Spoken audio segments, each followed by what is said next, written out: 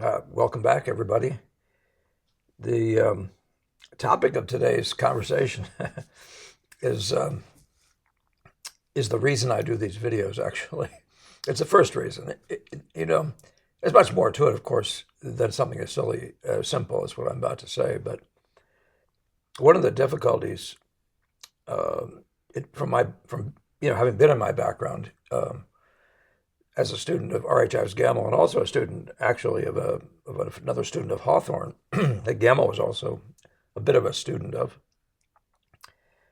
the Impressionist side. Those two things, plus the fact that Gamble himself had these credentials of sorts that made him sort of an expert on the idea of the Impressionists, called the Boston School, which might have been his label, and the realism, the academic realism of Paxton, that had incorporated a impressionist color. And what happens is, you can see how I've titled this thing. Paxton is the creator of the new realism via Gamble. The new realism isn't impressionism. The new realism is what you're seeing right in front of you right now. I'm showing you Velázquez. This is early Velázquez. And if I went down 2 images or so, I can show you Gérôme. These two things. This is Gérôme the academic. This is Velázquez, the early Velázquez. That's roughly the same model. Velázquez is one of the most remarkable painters in this phase of his career from the point of view of realism, of making a thing look like it's a real object, real people, substantially there in an objective kind of a way, like objects, like human objects. But he does this crazy thing. He switches. And he goes into this zone here where in either case here, the left one is from the Las Meninas, but the one on the right is the Las Alondras. And you can see the Las Alondras is an Impressionist painting. And of course, there's a reason why Velázquez is called the father of Impressionism. But what in the heck is in a guy's brain to go do this?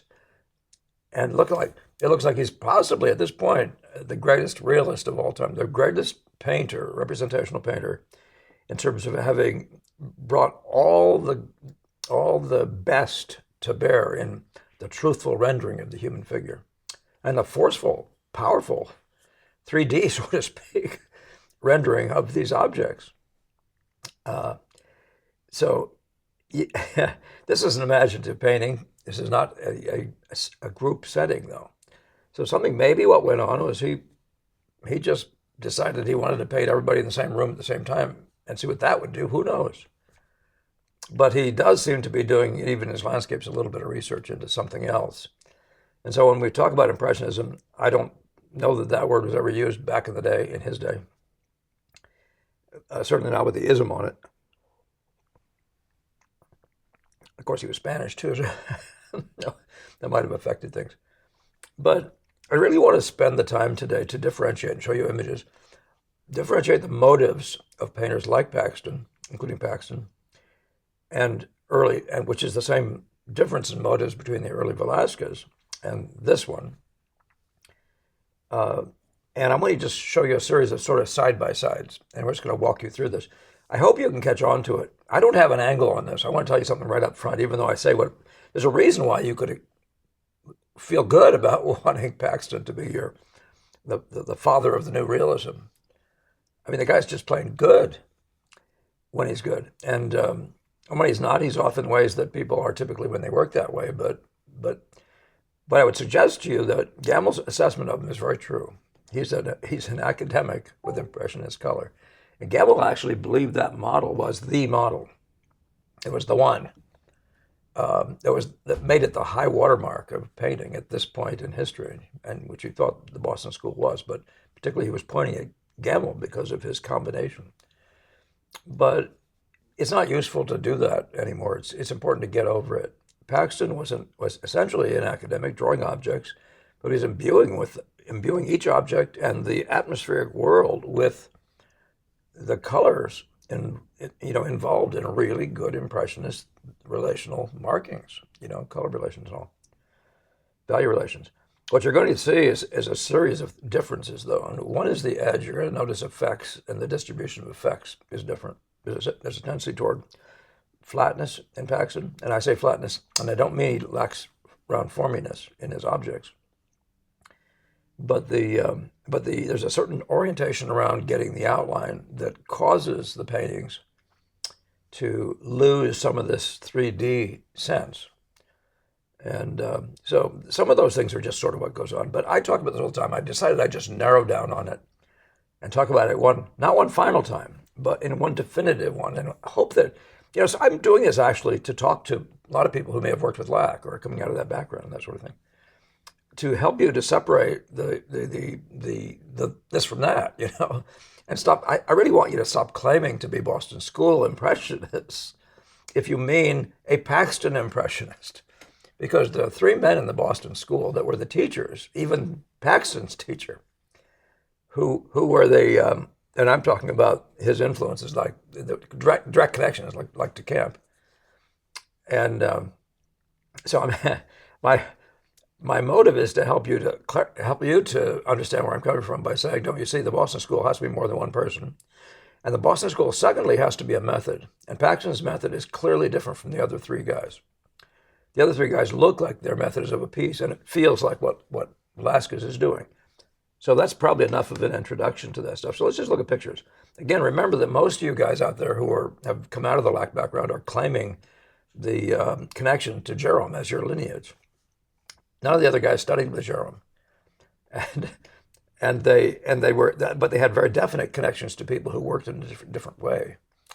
And both in Otto Grunman and in Pennsylvania I'm trying to remember who the guy's name was. Oh boy, it's right there on the tip of my tongue. With Decamp, who then later worked in Munich and hung out with the Munich boys and Duveneck. But this is academic painting. This is what this is. This could have been a Paxton. I mean, that's basically the same look. So let's go from there. The other guys, you'll see what I mean. So we get starting right up front. One of the nearest things I have here to a picture done in a somewhat similar light. I'm only saying somewhat because the light's coming from the right side, and it leaves this big atmospheric area here. Now, the difference between the way this is painted and the way this is painting sums up the difference, actually. This is painting of objects, getting the colors and values right. This is painting of light. This is painting of visual data for its own sake. Yes, and they feel obliged to get the proportions and for it to become a hand, but not become a hand by object making, but become a hand by spots of light, and in this very suggestive combination. So it's so hugely different, though. It's the class. This kind of thing is actually way more like Jerome, well, it's classic academic. It's an outline of objects model. So, but this right here is that thing. Now, if you said a second thing, this isn't painted as if it were coming out of a fog. And that's one of those things where I think we totally disagree, the LAC world and I. This idea of coming out of somebody, I think Tom said recently that when I asked him what he presumed that Gamel meant by it, he said, well, Gamel said, you should just make sure that if you have an edge that's lost and disappears into the background, you should make it disappear. That's a thing you do to an object that you've painted. But this thing here starts by saying, let's just talk about what ain't there, so to speak, and start establishing the major effects and making the entire painting operate from these major effects. Methodology is totally different. And you see, again, the look is totally different. But you see, the subject of this one is a girl picking up something out of a vase. The subject of this one is the light. You can't mistake it. And so you wind up with this remarkable sense of atmosphere and all that sort of thing. Now, sometimes Paxtons are somewhat atmospheric. I'm not going to say they aren't, because that comes with the territory, too. One of you guys in a recent conversation, or in something I saw online, I guess, you were talking about how wonderful the deep space is, that you see all this air behind this guy. But there's a difference between having objects with sort of air between them because the values and colors are right to each other, and having that grand sense of atmosphere or this thing being emergent. But this thing is a painting as if it were coming out of the fog. And you can see it significantly hasn't emerged all the way, which validates the concept of what that even means for these guys, the Paxton, I'm sorry, the Decamp, Tarbell and Benson. I don't know if I use a Tarbell. I think I do, yeah. Nevertheless, I thought this was fun to use because they're both bird pictures. They're bird cages and all that sort of stuff. But you can see if you look at these things that everything is something. By the way, thank you to whoever this is that put this print online. um, so this thing is not the subject of this thing, as atmospheric as it might be. The subject of it isn't the unity of the light. The subject, that's just a thing you must get to be a good painter. You know, especially in these days, I mean, when you actually understand that there's more to this than, thanks to, Monet, there's more to this than just object painting. Now, I reduced the blue cup down to, so that the sizes of the figures would be a little more similar. So you could at least compare the figures. This figure stands like an object in the middle of a room. This has a disappearing in and out of the background. The whole thing is floating. This stuff is a fantastic example of what that looks like.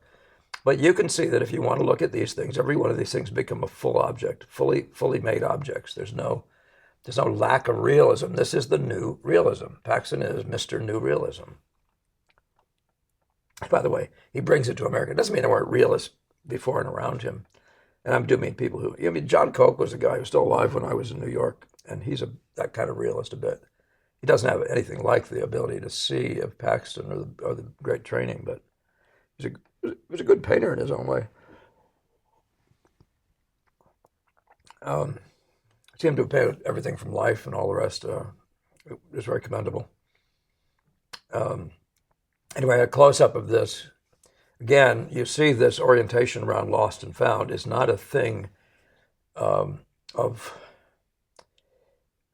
it's not a trick or anything like that. In fact, it becomes a choice because these guys are so fascinated by the light, by the way the figure disappears in and out of the light.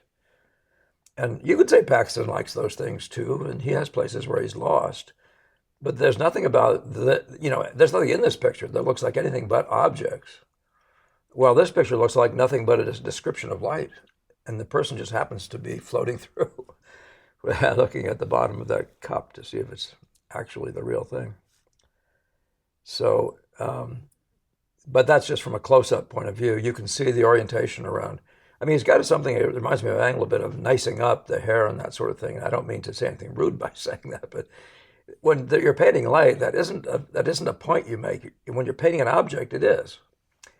And so there's all that other kind of sort of carefulness. That doesn't mean he doesn't articulate beautiful hands and all that sort of thing. But you can see he doesn't look to articulate them per finger, finger per finger and count. So you can look at it and then see that it's a real finger. Why? Because, yeah. So think Velázquez and you'll begin to understand why. This is early Velázquez. This is late Velázquez. If there's any model at all for these things, right? And by the way, you know that Sargent is closer to that model than this one. So here again, I'm giving you two. I just happen to have kimonos. I thought that was amusing. This is from the new necklace in Boston. This is in Indiana, Atlanta, maybe Atlanta. Again, there you are with this very clear sense that we are doing a girl's head. This looks like a portrait of light. I don't know how else to say it to you. And sometimes, by the way, the light in Paxton's is just as wonderful as this. I wouldn't ever take that away from him. And this is a beautiful picture, by the way. I copied the thing and got to know it really well. But there is that orientation around object per object per object per object. And one of the other things I was saying, like about the blue cup, there's this orientation around mystery. The way light works is like this. It can be mysterious. Now, if you're like Ang, you will set everything up in this very clear outline base front light, so that creates objects, outlines, because that's your mission, is to paint things, right? Or you could even say to paint form and stuff. But now, beware of these guys. They're not lesser in any way when it comes to making form, even though sometimes their marks are less smooth, and sometimes Paxton's are too, but most frequently his marks are much more slicked up to actually be the texture of skin. And I don't mean that slicked up to mean a bad term. They're smoother and less. By the way, I've seen the painting of a belly that Gamel had in his studio with Gamel's painting, and I said, that's a magnificent bit of painting across that belly, all these color movements through the entire belly, but the belly was smooth. He said, well, Paxton did that for me. Paxton showed me how to paint on that belly. And so Paxton is not this guy you talk about silly when you say, you say something like slick. The guy really knew how to move color and to get a smooth surface at the same time. It's a beautiful thing.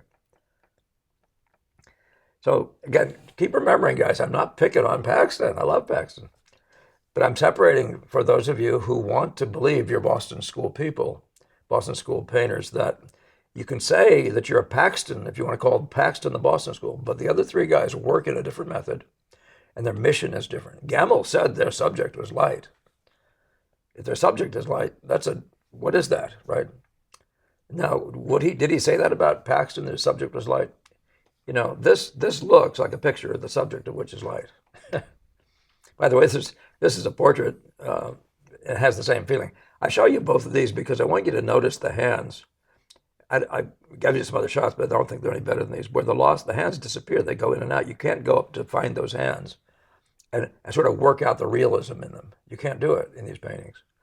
But these are exactly the same model as Velázquez shows in that self-portrait at the very beginning of this. So you can look around and see these sorts of things. Now Decamp is every bit as good a realist, but he is not this kind of real. He's not the Paxton version of realism. Just not. It's a entirely different model. What I mean to say when he's a realist, I mean he can draw as accurately, but he doesn't. But he draws in visual order. He doesn't worry about fingers and things as such. That's a poor way to say it. We'll see if better words will come for me. So there again, I'm showing the hands here. I should have brought the Velázquez hands into this picture. But even in this sort of a mystery area, there's no sense much of the visual order. It looks like he's finding an outline of the blob of the hand. Now, undoubtedly, it looked like that, so I'm not going to, but what I'm trying to show you, though, if you take a spot like this, is you can look at that and you can see the hand through those marks. But I suggest to you that in the Paxton, you can look at every single finger and see that each one of them is right in a object-based way. Far more predictably. You see the in and out, the mystery. These are shapes of light things. By the way, Paxton doesn't do this very much. I don't know if he ever does. And you'd probably argue that, I would at least, that the reason is that his subject is something else. You could say it's form and line or outline, which has its thing, that form. But he seems to virtually never look for atmospheric magic, for lost and found, like this hat on this is one of those blue veils. The colored veils were really in at one point with women. This is the turn of the century, 2 centuries, last century before this. But let's see. But the mystery idea, even that one in light, that's mystery. That's mystery, right? So the lost and found, the atmosphere, chiaroscuro is really the right word for it. Doesn't mean this isn't clear. This isn't. The reading, the forms in the light, the shadows are for atmosphere. This is flat. You could say that it's got something like atmosphere and all that sort of stuff. But the picture doesn't come across as having that for a purpose, does it? This is just clarifying, okay? It's just clarifying. It's not judging. I'm not making any assessment of who's better. And I don't even like saying who's better about painting when it gets to these levels of people that are just good. I really like to learn, I would say, from anybody, and to admire the qualities that they have and not dispossess them because they don't have some other qualities. Again, I'm showing you these two as both female heads and essentially, but a portrait of women. The one on the left is Joseph Decamp again, and then the Paxton on the right. And again, if you look at the eyes, you can virtually find the eyelashes in this eye here. I mean, this eye is just noodled and noodled and noodled and noodled and noodled in the sense of searching out it's the eye. You see what I mean? That doesn't mean Paxton did that every time. But that, I would tell you, that is his model. Gamma, when we were painting portraits, would have us walk right up to the model with a piece of paper and literally draw the eye in every little way, right up there. That isn't an impressionist model. It blew my mind when he had us do that. But it goes against even what Hale was saying. What they observed in Vermeer was that he was painting by the spot. So these guys will set down a blob like this and find the essential drawing in an order that has to do, well, with what happens to your eye, which one gets to your eye first with the most impact. And you know, and they have lost areas built right into the beginning of an area like that.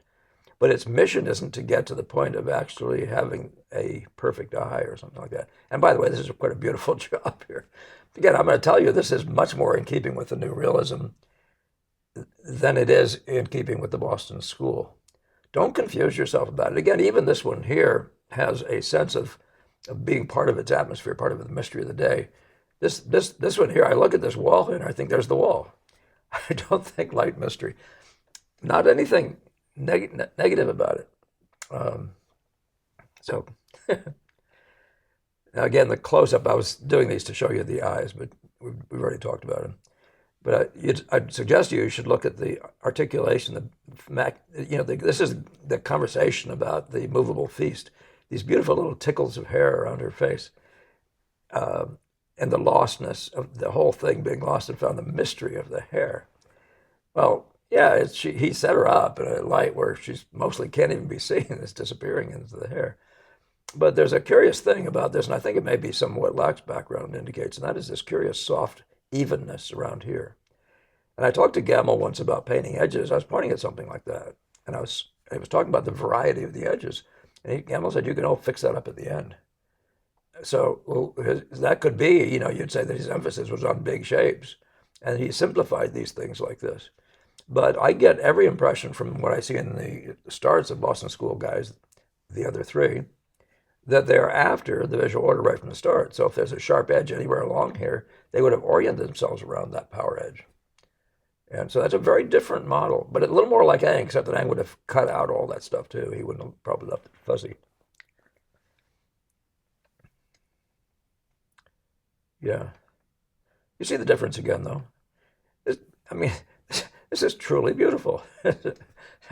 Beautiful light, wonderful color, et cetera, et cetera. Just a different, you get what you aim at, right? So you have to look at these guys, respect them for what they aim at. Are you aiming at what, are you aiming at what Decamp is aiming at in your work? Or are you aiming at the Paxton model, painting objects and trying to get their colors right and getting them all lined up in a row? Are you in the realism model is the question. So sorry, this isn't a better reproduction. I couldn't find anything better. As I said in the moment, I can't spend indefinite amounts of time doing this, but this is just another example of painting as coming out of the fog. So if you blur your eyes, you'll see there are areas that are articulate, very articulate like this, and areas right next to them are just, where in the heck is anything? And that expression of the lostness, and Decamp Benson specifically talks about really working hard on the lostness, like really, really getting the lostness. He says it. It's very funny. It sounds contradictory in a certain way. Like look hard for what's not there, but how to express that the character of the unity of these areas. Well, they aren't figuring it out by painting an object and then making it lost. I remember trying to do that with Gamel, and eventually when you have these other models around you, you're thinking they're doing something different, and you explore that stuff. So the idea of if you blur your eye, if you darken your eye, you'll see there's certain power areas in this picture, certain flicks, just spots that set up this entire area, and then the whole thing evolves, projects out of that area, and you see it in the drawing that goes with this. You see a sense of it. Now, if you're talking about interiors, this Paxton on the left, and again, this is not a sweet reproduction, but it does give you a sense of the object painter mind.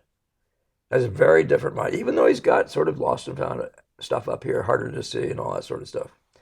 There's the fireplace. It looks like New Realism, right? There's the girl in that chair, New Realism. Everything is realism. Is there any realism in this, in that way? So it's important, this is Tarbell. It's important to ask yourself what the subject of the picture on the right is.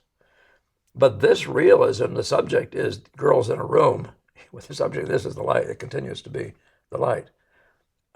It never actually seems to leave that. They have a little bit of a subject over here. Here's a guy chatting with a girl, maybe husband and wife at breakfast or something. By the way, there's that way of handling. This is the way they start pictures. This way of handling a highly evolved picture, that way of setting it down in its briefest, grandest abstraction gives you a clue to their way of thinking about painting. They're not drawing around objects. This is a lot more like what they think like. By the way, and it never means that you can't, and I found that when the copy I did of Paxton's new necklace, I was definitely able to bring it by using this lost and found approach to as much realism and as truthful realism, and precisely a copy, too, of Paxton as he did, knowing that he didn't do it that way. Yeah, it's very funny. Your method is a product of what you're trying to get out of the game. If you're not getting out there and blurring down your eyes, darkening your eyes to see what to do for a second and third, you're not in the Boston School method. If you're not doing that, you're not in this game at all. That is coming out of a fog. If you don't know how to put a picture out there in such a way that only the dominant things are there, well, even when the canvas is covered, the dominant things are really articulately made. Not things, not objects, but locations, those spots. You don't understand Boston School. But if you don't paint that way, you're not Boston School. So whatever you claim Paxton, claim Jerome, but don't claim Boston School unless you paint that way. Okay, the method is the school. Gamel 101, okay? All right. So again, I'm showing you side by sides. You can see this has nice light in it. It feels even atmospheric and stuff like that. But this one, the subject appears to be a dim room, It doesn't seem to be people in a dim room, even though it has a story and that sort of thing. But look at this magnificent, lost and found. This is Velázquez 101 again. There's no Velázquez in this, actually. I mean, you could hint at it maybe a little bit here, but there's no late Velázquez. There's a lot of early Velázquez, although it's not worked up as much as most of those. But it nearly is. Again, the difference is early Velázquez, late Velázquez. Pick it. Paxton is not late Velázquez by method or by mindset. Again, the light in that early Velázquez is so important to think about, of the Los Helandras. So again, this one, Tarbell, what's the subject? Of course, the subject is light, right? It's the light, and he's actually, shows you that he is actually an impressionist. He's not a realist, right? On the other hand, his proportions are good, the shapes are good, right? But he chooses not to do a whole bunch of shapes. He gets to the point of the mission. He starts at the point actually of the mission, and he just keeps pushing the mission, which is the full elaboration of the magnificence of the wonder of light in a room like this, right? That's not the mission of Paxton on the left, is it? You wouldn't say so. Nah. Now, you could say, some of you might be wanting to say that this is the way the Boston School guys start, but they end like this. I'm saying you can. There's nothing to stop you. Neural exhaustion might stop you. Because you've already succeeded. You've already produced such a remarkable thing that why would you keep doing that? But, yeah. I'm getting close to my time frame here. There's another one. Same thing, right? Again, well, I don't even know. I shouldn't even say anything. You can see the subject of these two pictures. This is very much like an illustration of the three people in the room, the friends, whatever. It becomes like an illustration in that way. This has a similar thing with a couple people sitting there. But that's not what makes you want this picture. I don't know if the one left makes you want it either. I mean, by the way, I don't mean to say, like, the color relationship, the blues, the turquoises playing off each other, and the purples, it's a wonderful thing. The pinks, the oranges, whatever. This is a very nice picture in color, as best as we can tell here, and I do remember it being pretty fun. But it does tend to orient around color orange of table, color orange of table, color orange of leg, fire, whatever. Whereas this one, the Impressionist model, very much like even what Degas was doing imaginatively, has this mission of weaving the whole world into unity by color. literally by spots of color. So when you have it in your brush, Paxton said this, when you have it in your brush, look around to see where else you might put it. But you'll see the blues incorporated and drifting and wandering and weaving. And that's part of what creates this sense of this, well, it proves that the mission is atmosphere, right? I mean, the way they're succeeding at atmosphere before they ever get to anything you'd call this kind of realism, or by their neediness for realism isn't very high. So you'll see a good deal of stuff in here. And in fact, almost none of the stuff you actually see makes you say, oh, I like that chair. Where Paxton, that's not unusual. I mean, that's a great fireplace in the realist model. This is Impressionism, guys. Even with that thing that what's his name? Sorry, Mr. Monet never does. He doesn't really do figures and interiors, anything like what the Boston School does. So I'm getting close probably to the end of this. Again, you take figures outdoors, and this is beautifully rendered, but you can see that it's a boat and a girl, the rock, the shore, the this, the that, whatever. This thing doesn't do that. Why?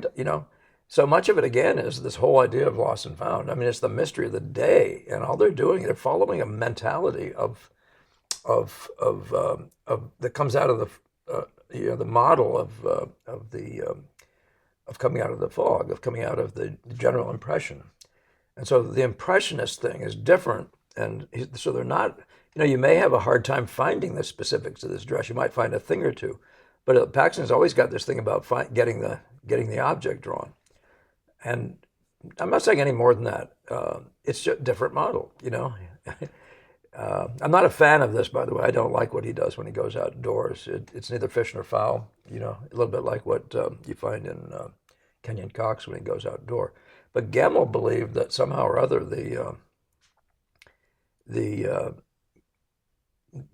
Paxton represented the highest level of painting at that time. I mean, all the way up through history, because of his ability to paint with this kind of color and light in an academic painting. So keep that in mind, that what Gemmell's model is. The Impressionist model is not informed that way. It's a whole different model. It uses the brush in a different way. It does all kinds of stuff differently. But the starts are wildly different too. And this is another example, though, of the difference in the mindset. You see the orientation around the splashing of light, even the splashing out here, but the splashing of light. That seems to be the subject of this picture, is the splashing of this light. There's a girl in a similar kind of blue background, with some golds. But you can see the difference. This is a description of the light. This is a description of a girl in the light, right? Very, very, very, very, very, very different. I mean, I would say totally different, right? The mission is different. The method is different. All right. There again, you're just having some fun with a painting. We got to enjoy at the Hood for quite a while. It'd be nice if it could come back there. The one on the upper left. It's part of a bigger picture by Tarbell. But it's a section, but it gives you a much more clear sense of what these guys were doing in their approach. They're setting up atmosphere right from the beginning. The mystery of color play, the interweaving of blues in and out of the water, and all that sort of whatever. But it's the joy in these pictures, and the same is true of this one on the right with Benson. The joy of these pictures is in the unity of the day, and of the atmospheric, what are you going to call this kind of connection? I don't mean atmosphere like the way the Boston School atmosphere works. It's like it feels like you're in the room, in the day. And that's different from and you can't do that with painting around objects anywhere near the same level.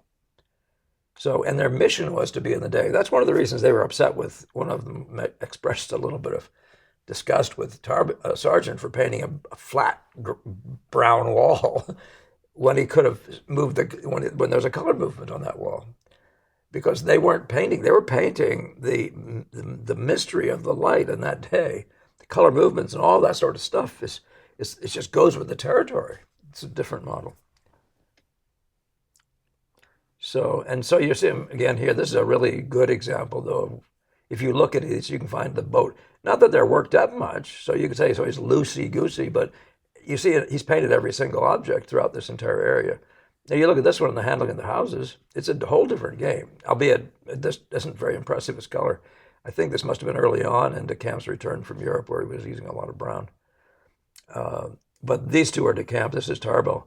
But the difference is really huge. These people aren't painting objects. This guy's, even in the stage, that doesn't look very worked up.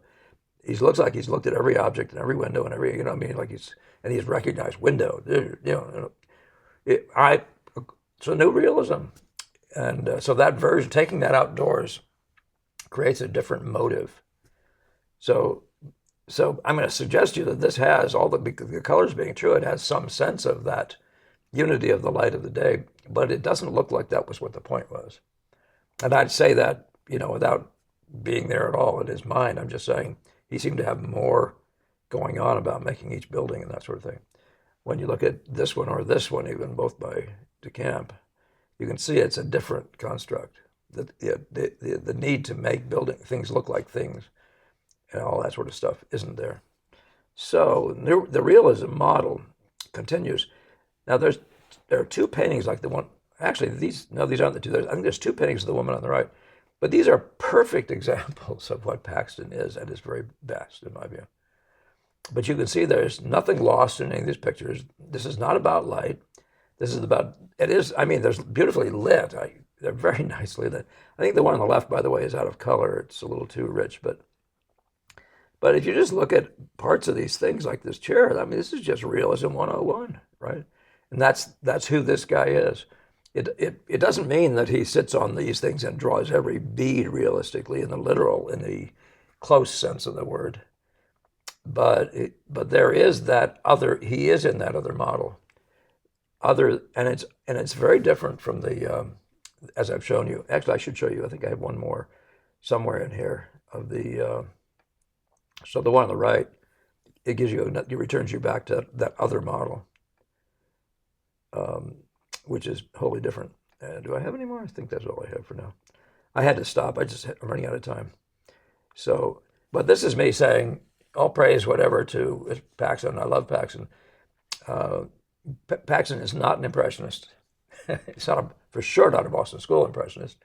But if Gamble broadens out the definition of impressionism just mean you're drawing somebody to look like what they look like sitting there in the room with you, then he's an impressionist. So I'll take away, he's not a Boston School impressionist. His orientation isn't the same in any way. His motives aren't the same, and his approach isn't the same. So, and that's the summary. I'd say that's my final word on it, but I'm trying to do this so I can be definitive. And you guys out there who think I'm sometimes just picking on Paxton, I tell you, Paxton is a really, really good painter. I greatly admire Paxton. I'm simply trying to tell you all to stop using the name Boston School. Say Paxton and Gamble. Boston School, the method is different. The motives are different. So as lovely as he is, and he certainly does credit to Jerome. I don't know if I've ever seen a portrait by Jerome as beautiful as this one. I really don't think, I don't think I have. That one that I showed you earlier, the Sentinel, Turkish Sentinel, notwithstanding, it's a nice job, but Paxton really is special. So, okay, you've heard it. You may have heard it here first. You may hear it from me again. All right. So I hope that isn't annoying, but thank you very much for your patience in listening through that. And I'd be very interested in any comments from you guys who come out of the other background and you're thinking about that relates to this. I'm not talking about fighting with anybody. I'm just talking about what are you thinking? How are your methods? How do they correspond? If you think you're Boston School, your methods would probably have to be the same because school means method. The method is school. I'm quoting Gamble, Paxton's student, when I say the method is the school. So Boston School, these are two different methods. Impressionism, I would suggest to you that Impressionism has two different models too. Gamble's version of Impressionism, the realism one that has impressionist color, is a different one from the one that is painting the unity of that general abstraction in front of you with the whole motive about just keeping it going to the life of the interplay of color and all that other stuff captures the visual delight that made you even want to start painting it, but isn't an exercise in rendering objects. It's a different model. So I can't say I think I've done an adequate job on this, but well, maybe adequate would be the right word. All right. So all you guys, I hope you have a wonderful week. This doesn't disturb you too much, or maybe even helps you to understand better what you're doing. That would be nice. In any case, all right, I'm out of here. Mr. Producer's going to have to be happy that this got this long. All right. So I think I may have to thank Linda Jen in this one, but in any case, you guys keep on commenting, sharing, and all the rest. As we continue to grow, I'm really excited about what's happening, and remain aware that we are trying to do a European workshop in London, so in the fall sometime, probably in the later side of it. So stay tuned. We'll see what happens. All right.